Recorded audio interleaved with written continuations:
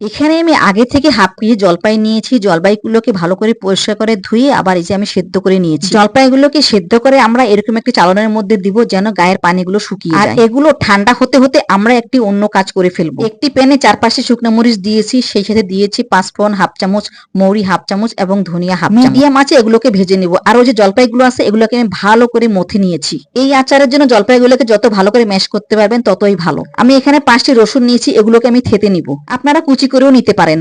Half cup এই প্যানে সরিষার তেল দিয়েছি আর ওই ছেঁচে নেওয়া রসুনগুলো দিয়ে দিব। এখন দিয়ে দেওয়ার পর এই যে দেখুন এরকম যখন একটু হালকা 2-3 মিনিট রাখবো আমরা, তারপর আমি এখানে জলপাই সিদ্ধগুলো দিয়ে দিব।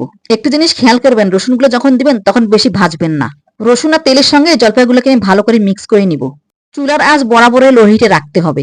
আর এখানে এখন আমি হাফ কাপ চিনি দিয়ে দিলাম। এখন যে আমি পাঁচফোড়ন গুলো গুঁড়ো করেছিলাম সেই গুঁড়ো থেকে আমি এখানে অর্ধেকটা দিয়ে দিব।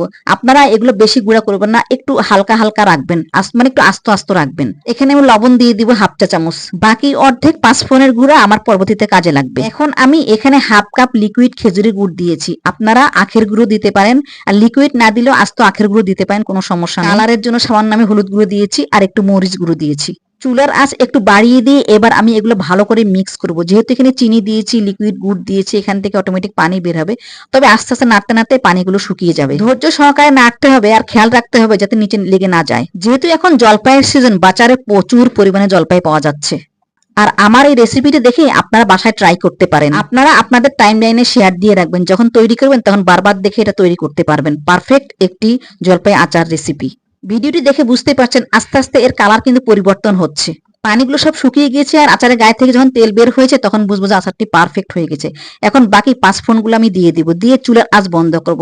পাঁচফোড়ন দেওয়ার পর কিন্তু আমি আর চুলায় এই আচার আর বসাবো না, তাহলে সুন্দর একটা ফ্লেভার বের হবে। আর এভাবে একটুখানি জলপাই নিয়েছি আর একটা বিচি দিয়েছি। বিচি দিয়ে প্রথমে এই যে হাত দিয়ে আমি এভাবে করবো, তারপর একটু গোল গোল করে আবার লম্বা লম্বা করব। মোট কথা সাইজটা হবে জলপাইয়ের মতো।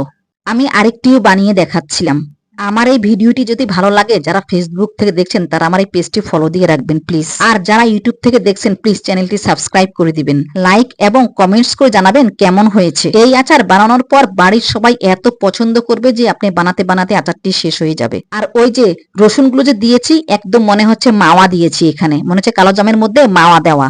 দেখতেও দারুণ লাগছে। তো আমি একটি আপনাদেরকে ভেঙেও দেখাচ্ছি।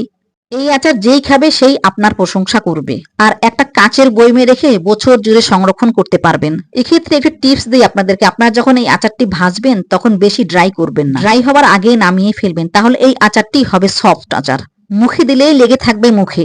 তো আজকের জন্য আল্লাহ হাফিজ।